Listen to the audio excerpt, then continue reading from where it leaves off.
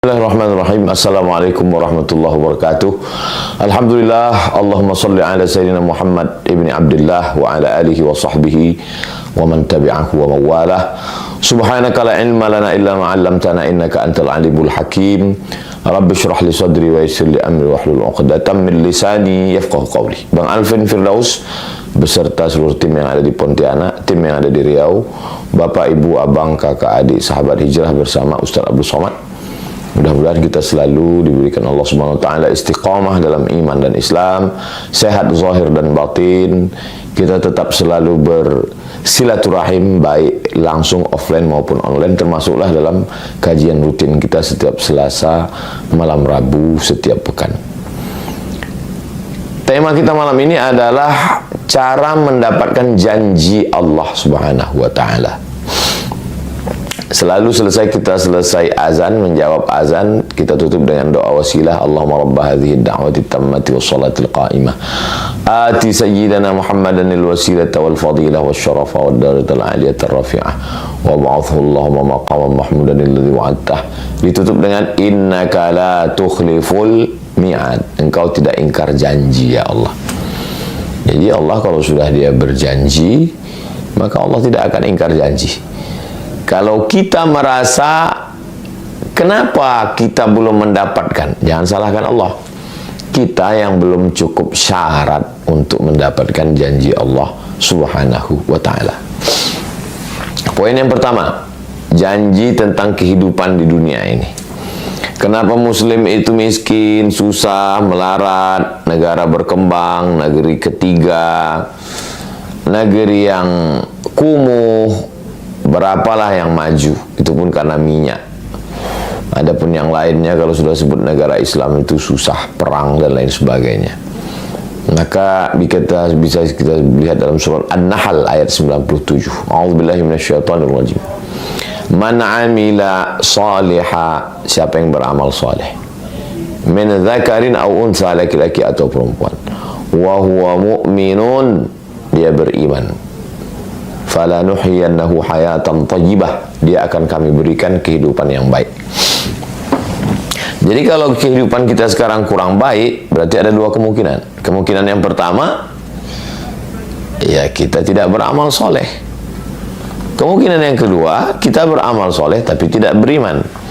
Makanya selalu bersanding dia, innal insana lafi khusr, manusia itu rugi, illal ladzina amanu, beriman. Setelah itu wa amilus salihati, amal soleh. Iman, keyakinan, sifatnya di dalam, motivasi, semangat, tidak kelihatan. Sedangkan amal soleh, action, gerakan, etos kerja. Ada orang yang etos kerjanya mantap, tapi dalamnya kosong. Akhirnya gaji yang didapatkan itu ya untuk foya-foya, mabuk, sakau, pacaran, seks bebas, LGBT. Akhirnya kesepian di dalam keramaian. Angka bunuh diri tinggi, stres, depresi, anxiety, bunuh diri. Apalah artinya itu? Maka tidak bahagia. Tidak hayatan thayyibah. Mungkin negara maju, Amerika, Eropa, Jepang, Korea. Tapi angka pembunuhan, nyetir sambil mabuk, kemudian hidup kesepian, atau kelihatannya beriman, masjidnya, sholatnya, jamaah hajinya, tapi susah. Kenapa? Karena tidak ada etos kerja. Nah ini jadi, saya jumpa dengan salah seorang diplomat kita yang kebetulan bekerja di KBRI, Kedutaan Besar Republik Indonesia di Kuba. Sebelum di sini Ustaz Somad, saya di Kuba katanya. Fidel Castro Pak. Iya. Wah, sering ngisap cerutu dong. Oh, saya nggak merokok Pak Ustaz. Oh, gimana? Saya orangnya suka penasaran. Gimana kehidupan di Kuba itu Pak? Komunis kan, tidak bertuhan, nggak percaya sama akhirat. Mereka tuh Pak Ustadz ya nggak ada agama, tapi kita kalau menjalankan agama nggak dilarang. Ada masjid di Kuba, ada Pak Ustadz, boleh kita melaksanakan ibadah, tapi mereka nggak. Bagi mereka ya hidup Habis itu mati, dia meninggalkan sesuatu, dikuburkan rame, itu orang sudah baik. Apa kesan bapak selama tegas di Kuba itu? Istri saya melahirkan, Ustadz. Saya minta tolong sama dokternya. Datang dokter itu nolong 6 orang, Ustadz, naik sepeda karena gaji di sana rendah. Berkeringat-keringat itu dokter naik sepeda untuk menolong proses persalinan istri saya. Kemanusiaannya tinggi sekali, Ustaz. Kenapa mereka punya kemanusiaan yang tinggi ya? Apa karena Che Guevara? Saya ada baca sedikit tentang sahabat Fidel Castro, Che Guevara, orang kaya, dokter yang lari masuk ke hutan untuk berjuang melawan borjuisme. Karena mereka ini komunis yang membela hak orang susah, proletarian. Jadi boleh jadi juga, Ustadz. Tapi yang jelas mereka kemanusiaannya sangat tinggi. Coba kita bandingkan, mungkin oknum ya, tidak semua. Dokter yang malpraktek, ikut membantu aborsi, ketika tertangkap di lantai rumah ternyata banyak janin-janin, sombong, angkuh, kemana kemanusiaannya. Tapi ketika berangkat haji dan umroh nangis di pintu Ka'bah. Jadi agama itu hanya untuk pembenaran. Saya tidak mengeneralisir kasusnya semua, terjadi dalam beberapa orang. Ya dia anggap ini dunia untuk cari duit, halal haram, hantang kromo, bantai saja, riba sudi, sikut sana, sikut sini, hantam sana, hantam sini. Setelah dapat duit, pergi ke Makkah, nangis di pintu Ka'bah, selesai. Nggak bisa begitu. Itu kedunguan yang dijadikan agama. Maka kata Syekh Muhammad Al-Ghazali, saya khawatir ada orang dungu, lalu ketika dia beragama, kedunguannya dijadikannya agama. Makanya standar keberagamaan kita itu adalah ati Allah wa ati'ur Rasul, ikut Allah, Al-Quran, wa ati'ur Rasul, ikut Rasulullah SAW. Sunnah Nabi, kalau tidak paham, tidak ngerti, ikut al-ulama. Teknisinya itu ulama. Al-ulama warathatul anbiya. Jadi kalau mau bahagia, syaratnya hidup di dunia ini nggak banyak-banyak. Man amila salihan, amal soleh, min zakarin, laki-laki, au unsa, perempuan, wa huwa mu'minun, beriman kepada Allah. Jadi kalau dia semangat kerja, masuk kantor, disiplin, nggak korupsi, nolong orang, nah itu adalah tidak hanya sekedar kemanusiaan macam orang komunis yang di Kuba, tapi ada kehidupan nanti di akhirat. Jadi tidak sesingkat, sependek ini hidup ini. Hidup habis itu mati, tidak. Ini hanya sebagai stasiun. Ini hanya perjalanan pendek. Nah, inilah Islam. Nah, ini untuk yang zahirnya. Lalu bagaimana dengan janji Allah untuk yang batinnya? Bisa dilihat dalam surat Ar-Ra'du ayat 28. Ala bidzikrillahi tatma'innul qulub. Dengan banyak berzikir mengingat Allah, hati menjadi tenang. Apa yang paling jahat di badan kita ini? Yang paling jahat di badan kita kolesterol, apalagi gula, apalagi asam lambung, apalagi asam urat. Bukan. Yang paling jahat adalah pikiran. Nanti kalau begini, tekanan segala macam, akhirnya naik asam lambung, naik asam urat, naik diabetes, gula, naik kolesterol. Makanya orang gila sehat. Kenapa orang gila itu sehat?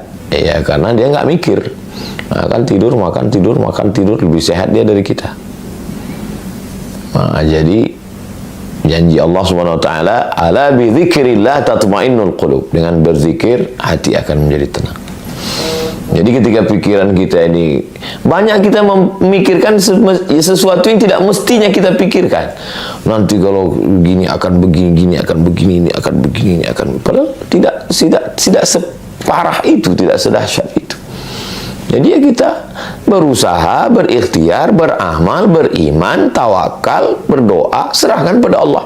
Habis itu Ala bidzikrillah, ingat Allah, subhanallah, subhanallah, alhamdulillah, alhamdulillah, subhanallah, alhamdulillah, la ilaha illallah, Allahu akbar, la ilaha illallah, la ilaha illallah, Allahumma shalli ala sayyidina Muhammad. How you can stop your mind? Bagaimana Anda menghentikan pikiran Anda? Menghentikan pikiran nggak bisa. Tangan ini dihentikan, oke, bisa. Mulut ini dihentikan, tapi menghentikan pikiran. Makanya kata Habib, banyak-banyak sholawat ya. Itu sebenarnya adalah, apa kata Kiai?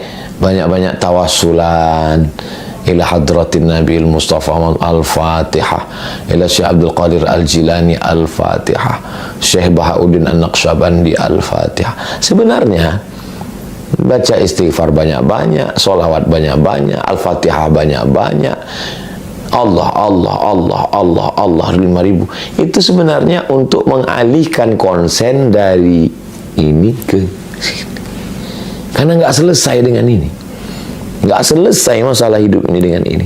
Maka janji Allah, kalau kau berzikir, hatimu akan tenang. Kenapa saya belum tenang? Ya karena nggak berzikir. Coba beli tasbih digital itu. Di jalan sambil nyetir, sambil bawa motor, Allahumma sholli ala sayyidina Muhammad. Itu nggak terasa tuh nih 100, 200, tiba-tiba udah 1000. Rupanya sehari itu kita udah berselawat 1000. Daripada ngomong nggak sentuh arah, daripada scroll. Nah, lalu kemudian yang berikutnya, poin yang ketiga, hidup ini dua, zahir, amal soleh, iman, batin, hati tenang. Udah. Terus apalagi fase proses level yang akan kita jalani? Mati. Bisa dalam surat, lihat Fussilat ayat 30. Innal ladzina qalu rabbuna Allah, orang yang mengucapkan rabbuna Allah, Tuhanku Allah, tsumma istaqamu, dia istiqamah. Istiqamah dia di situ. Senang sholat, susah sholat, lapang sholat, sempit sholat, kaya sholat, ya istiqomah. Tatanazzalu alaihimul malaikah, turun malaikat. Waktu sakratul maut itu turun malaikat. Apa kata malaikat? Alla takhafu, jangan kau takut. Wala tahzanu, jangan kau sedih. Ini janji Allah nih. Ternyata orang yang mau mati itu ada dua perasaan. Perasaan yang pertama takut. Takut sakratul maut, takut mungkar nakir, takut pertanyaan, takut azab kubur, takut hari kiamat, takut titian siratal mustaqim, takut hisab, takut masuk neraka. Janji Allah, kalau kau istiqamah, alla takhafu, jangan takut. Yang kedua, sedih. Sedih meninggalkan istri, sedih meninggalkan anak, sedih meninggalkan jamaah, sedih meninggalkan rumah, sedih meninggalkan mobil, motor, harta, kawan-kawan semua. Kata malaikat, wala tahzan. Setelah itu hilang takutnya, hilang sedihnya, ditanamkan kebahagiaan. Wa absyiru, berbahagialah. Wa absyiru bil jannati allati kuntum tu'adun. Berbahagialah engkau mendapatkan surga yang dijanjikan Allah Subhanahu wa taala. Ini janji Allah. Sebetulnya hidup kita itu kan nggak banyak, cuma 3 aja. Hidup sekarang di dunia, mau senang, mau bahagia, amal soleh, beriman. Kemudian hati tenang, zikir. Matinya husnul khatimah, istiqamah. Islam yang simple, jangan diribet-ribetkan, tapi jangan pula terlalu memudah-mudahkan. Sholat ditawar-tawar, ya tidak begitu. Udah selesai, terus masuk liang kubur. Alamnya alam kubur, atau disebut juga dengan alam barzakh. Apalah yang bisa kita usahakan? Apa janji Allah untuk kita di sana? Sekarang tahun 1446. Imam Syafi'i meninggal 204. Berarti dia sudah di sana lebih 1200 tahun. Imam Syafi'i itu meninggal umurnya 54. Lahir 150 di Gaza, Palestina. Meninggalnya di Mesir 204. Hidupnya cuma 54 tahun. Tapi di alam kuburnya sekarang sudah 1200 tahun lebih. Lalu selama 1200 tahun, kalau dibanding-banding, hidup cuma 54 tahun. Tapi di alam kubur 1200 tahun. Apa yang perlu kita siapkan? Setiap detik di dunia ini, tik, tik, tik, tik, tik, tik. Tidak pernah dunia ini kosong dari orang menyebut Syafi'i. Tik, tik, tik, tik. Syafi'i, Syafi'i, Syafi'i, Syafi'i, Syafi'i, Syafi'i. Ini sekarang nih, berapa orang yang menyebut qala al-Imam Syafi'i di Mesir, di Jawa, orang baca kitab Syafi'i. Maka kalau mau kita punya investasi yang tidak putus adalah ilmu pengetahuan, ilman 'allamahu wa nasyarahu. Makanya jangan heran di zaman penjajahan, zaman sulit, zaman payah, kok Mbah Hashim punya pondok. Ini pondok Mbah Hashim Tebu Ireng, ini pondok Mbah Wahab Tambak Beras, ini pondok Mbah Bisri Sansuri, ini pondok Darul Ulum. 4 pondok besar di kota yang sama, di Jombang. Kan kalau berpikirnya sekarang, kalau orang mikir sekarang aja, sekarang ya udahlah, udah selesai lah itu udah. Zaman dulu, zaman penjajahan, susah.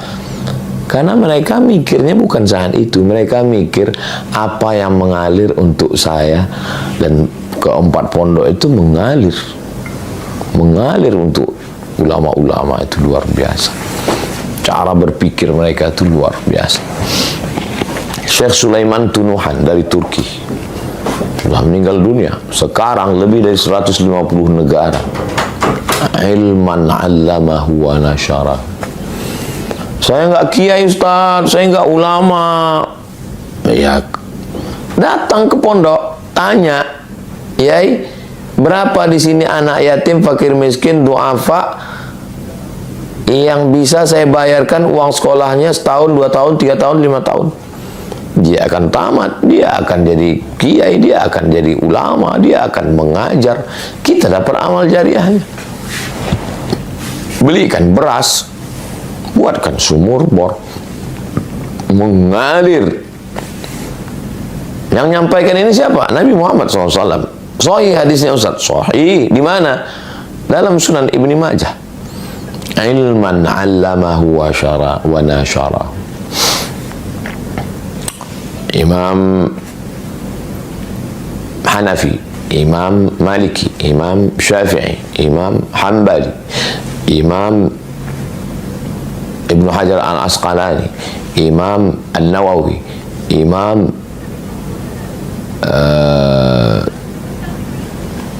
Jalaluddin Abdurrahman As-Suyuti. Berapa kitab-kitab mereka dibaca orang sana. Wa qala As-Suyuti, wa qala As-Suyuti, wa qala An-Nawawi fil Arba'in An-Nawawiyah, wa qala An-Nawawi fi Riyadhis Shalihin, wa qala An-Nawawi fi Al-Adhkar, wa qala An-Nawawi fi Rawdatul Talibin wa Umdatul Muftin, wa qala An-Nawawi, wa qala As-Suyuti. Semua pondok di Indonesia membaca kitab Al-Jalalain, Imam Jalaluddin Al-Mahalli, Imam Jalaluddin As-Suyuti, mengalir pahala. Maka jangan pernah bosan untuk mengajar.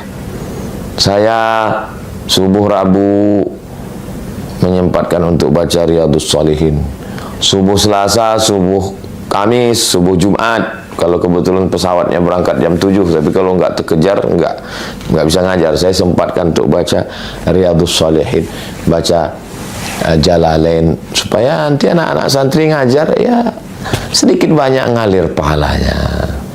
Ngajar Al-Fatihah, maka setiap ceramah mari kita tahsin perbaiki Al-Fatihah. A'udzubillahi minasyaitonir rajim. Kenapa Ustadz mengajarkan Al-Fatihah? Saya mau jadi guru ngaji, supaya ketika orang membaca Al-Fatihah ya mengalir pahalanya.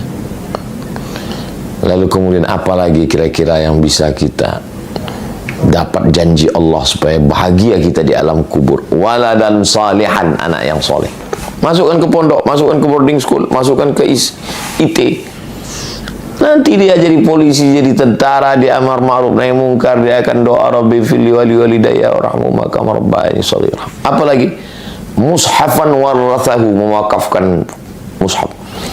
Memang trennya di kampung saya orang wakaf surat Yasin, kalau meninggal surat Yasin.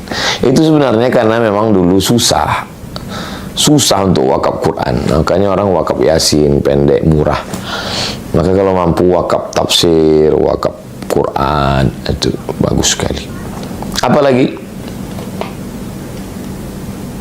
diberikan Allah SWT punya uang, masjidan banahu, bangun masjid. Ini pun masjid. Cobalah lihat raja-raja, sultan-sultan bangun masjid. Kenapa? Bung Karno, Masjid Istiqlal. Pak Harto, Masjid Muslim Pancasila. Masjid At-Tin Taman Mini. Ya, namanya manusia tentu ada dosanya, terlepas dari. Tapi kita lihat uzkuru mahasina mautakum. Jenderal Yusuf, markas Islami di Makassar. Jadi mereka ini ingin meninggalkan legasi sesuatu. Apalagi yang bisa menolong kita?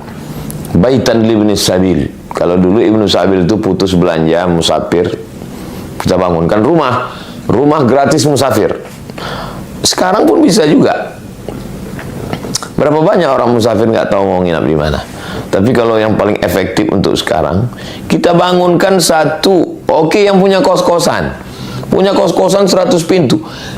3 pintu untuk anak yatim, fakir, miskin, duafa, berprestasi.